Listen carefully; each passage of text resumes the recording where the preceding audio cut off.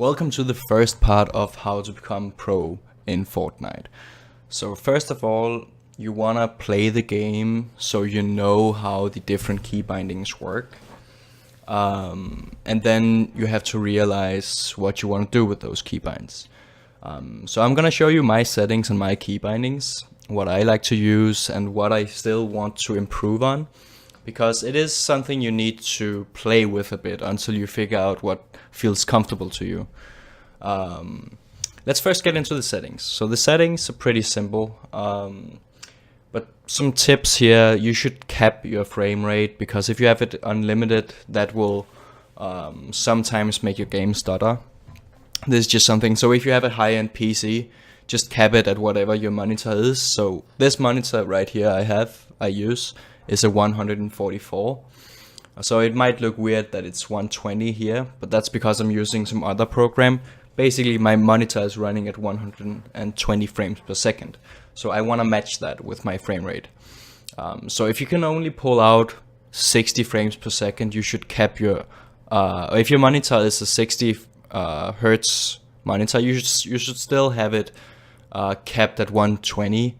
Should still run a bit smoother, has something to do with frames aligning and shit like that. You should just cap it and not have it unlimited, like so. You should cap it at whatever your monitor is, unless it's like 60 and minus. That doesn't make much sense, but still just cap it.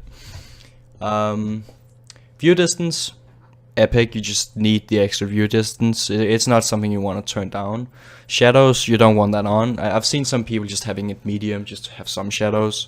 You can do that, but for most competitive settings, it's just having them off, so you can spot players easier. Anti and aliasing is just how smooth the textures are, or like the people or players. So it's just it's nothing you need to have. It's just a nice to have. It doesn't give any it doesn't give you an edge over the opponent having this up at all, but the game looks nicer. Textures, same thing, you don't need it, but this, just having it high just makes the ground not look as washed out, and there's more details in it. So nothing really important there. Effects, just put that to low. You don't want you don't want like crazy animations and stuff like this. So like effects, no need. Processing has something to do with the lighting in the game. Also, that is just can be confusing, so just turn it off. VSync, I don't advise people to use VSync, because then you also cap your frames, but this can have screen tearing, so you'll have these weird artifacts that you don't wanna use in your game. Sometimes it works pretty well in some games, but I wouldn't recommend it. Motion blur, you don't want anything to blur your vision when you're running around and looking around. That's no reason for that.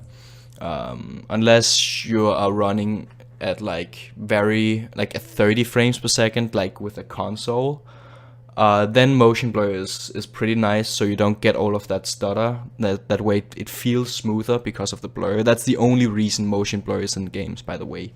Show FPS is just like, I like having it on in game and just so I can see what I'm running on. It's just a personal preference, nothing you need. You should probably turn it off if you want like just those extra pixels to not be blocked out by the tracker, but it's like it's just a personal preference of mine.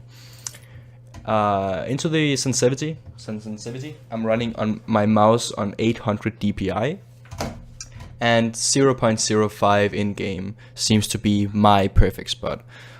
So you should use low DPI in Fortnite, because you wanna be precise, and it's easier with using your whole arm instead of just your fingers. If you're just using your fingers, it's really hard to pinpoint like pixel perfect. Also because you're running a high DPI, so it's almost impossible to hit the exact pixel you want. That's also the reason why I don't want any of this. I don't want it to slow down my sight when I hold down, because I can already like pixel perfect track. So this is kind of the same with motion blur. I don't want anything to obstruct my gameplay. This is a personal preference, but I would say it's better to have it like this if you learn how to play with it. Having it slow down also just it gets your aim off. You don't want to like practice with that. Even though I've seen a lot of pros do it, it doesn't make sense. It really doesn't make sense. I think that was everything. Yeah, I think a lot of these settings are only for save the world. Stuff like sprint cancels reloading. I'm not sure if this works, but it could possibly be nice. It's something you could just play around with. It's an option that I'm gonna try a little bit and see if it's any useful. Because sometimes if I'm reloading a gun and I'm getting shot at, I kind of want to sprint, and this allows you to do that. So I'm gonna play with that and see if it works and stuff like that. Brightness, whatever. I mean, you want to increase your brightness a little bit. Always, just so you can see people when they are at dark places, so they're really easy to pick out. That's just like, I like it just to be a bit over. So the default is 50, I use 60 because I'm edgy. Music, nothing really interesting here. Quality should be high. It says it requires a faster machine. It really doesn't. It doesn't do much. In key bindings, first I'm gonna go over my key bindings just from top to bottom, and then I'm gonna show a picture I've made,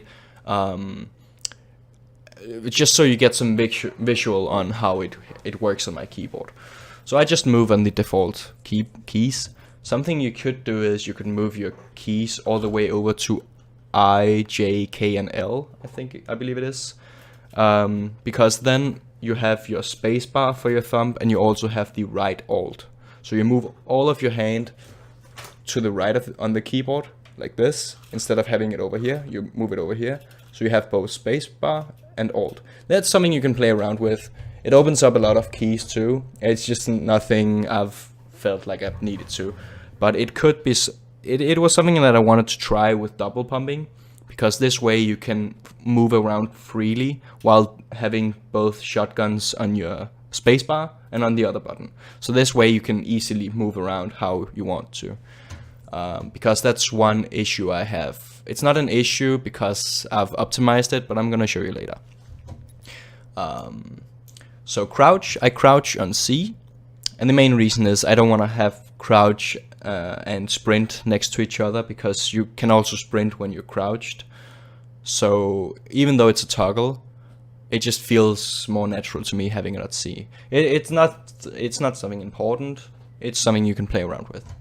Everything here is personal preference, but that is something you should consider when making your keybinds, and I'm gonna get into that later.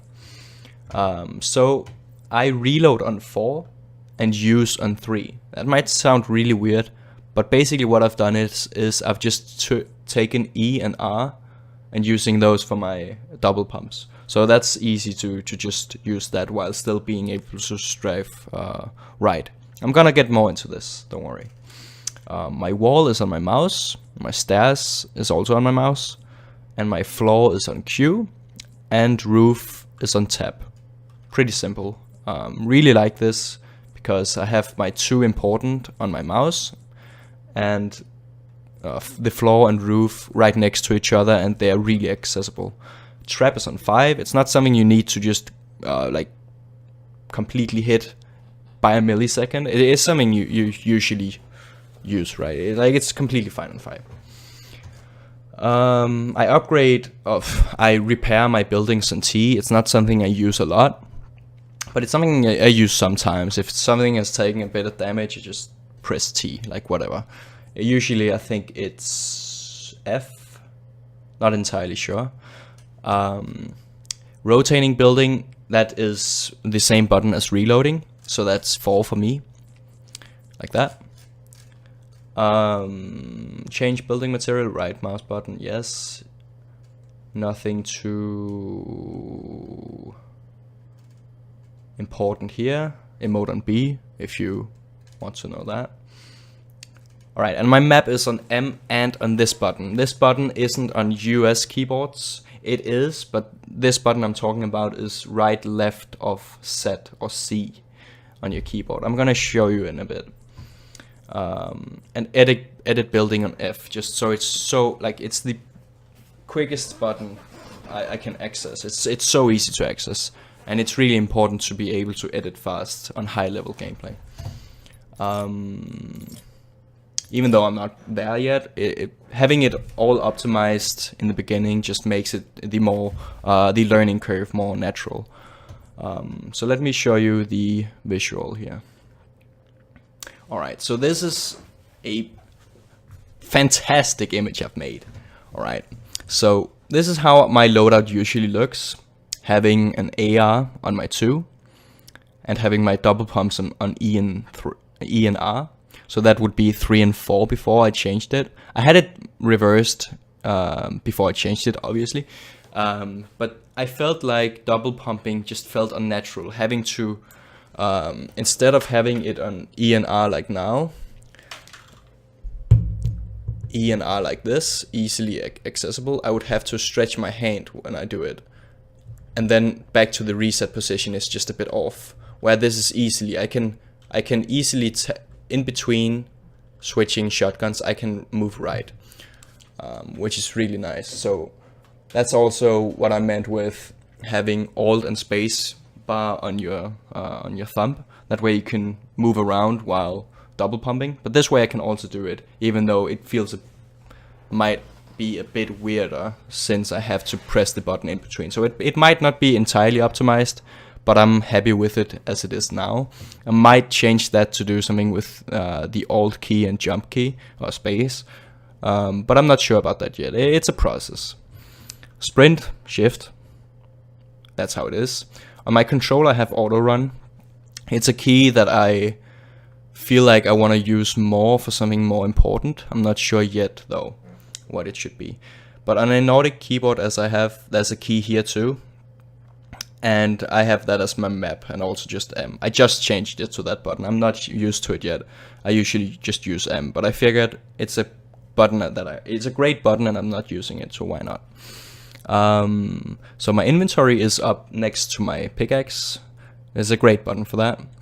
And also if you're running and you want to access your inventory, you should click auto run, because then you can edit your inventory while still running. That's also why I still have my auto run pretty close by, and that is something you should bind. Auto run is really useful for this one particular thing. So my pickaxe is on 1, pretty standard. It's nothing I need to just click instantly. It's something I can click really quickly, but it's nothing important. Scar, just a nice button on 2.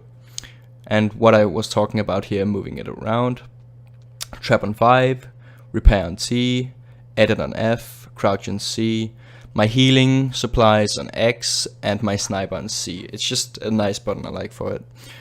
Something, whenever I'm picking up 2 medic supplies, like a med kit or like just small potions and big potions, and I only run 1 shotgun, it's not in meta right now, but then I changed my sniper up to B2 and my scar to B3. And this is just to make sure that my muscle memory doesn't fuck up when I'm in a close range combat. So if I go from my main shotgun, I shoot. And then if I forget that I'm not running 2 shotguns and I accidentally just click R, as I would if I double pumped, then I would still pull out my scar.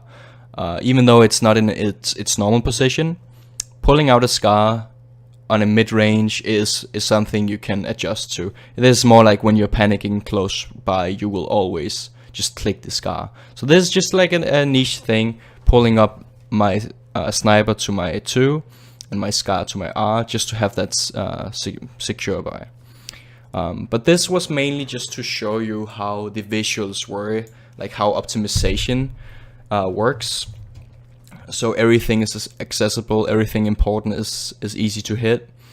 Also what I was talking about, roof and floor being right there, and wall and ramp here. So generally you don't want to be using anything when and you don't want to be swapping weapons while you're aiming, because when you're aiming and doing when you're just aiming normally, you don't want to be switching out in between and clicking on the side of your button, because if you're applying pressure on another point of your mouse you're not used to, it's gonna also, just pressing a button will just flick your mouse a little bit and you'll be a little bit inaccurate. And that's why you should have your building on your mouse, because it doesn't need to be entirely accurate. You don't have to be pixel perfect. So that's how it works. And also that's why you should have you're swapping around with your weapons on your keyboard.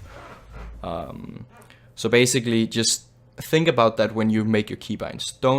You don't want to, when you're aiming, you don't want to be in a spot where you are pressing on the buttons on the mouse. That is the core essence, because you don't want to compromise your aim.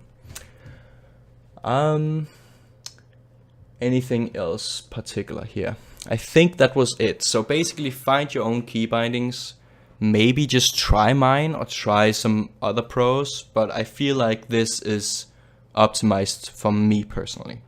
The ENR is really comfortable. This is something you need to adjust to a little bit, because opening doors, you're gonna like try to click E and you're pulling out a shotgun, and that's gonna be weird in the first couple of hours, couple of days. But it's really nice once you adjust to this. Like, just try it right now. Click on E and R instead of 3 and 4 if you're used to double pumping on 3 or 4. It's so much more nicer. So that was it for this first part of the How to Go Pro. In the next part, we're gonna cover aiming, how to improve your aim quickly, and I have some different tools you can do that with. Not only in game, but also out of game. You just want to be able to optimize how you practice aiming. Thank you so much for watching, and I'm gonna be seeing you tomorrow or the other day, the next day, which is I don't know, like I'm gonna try to make all of these guides within a couple of days of each other.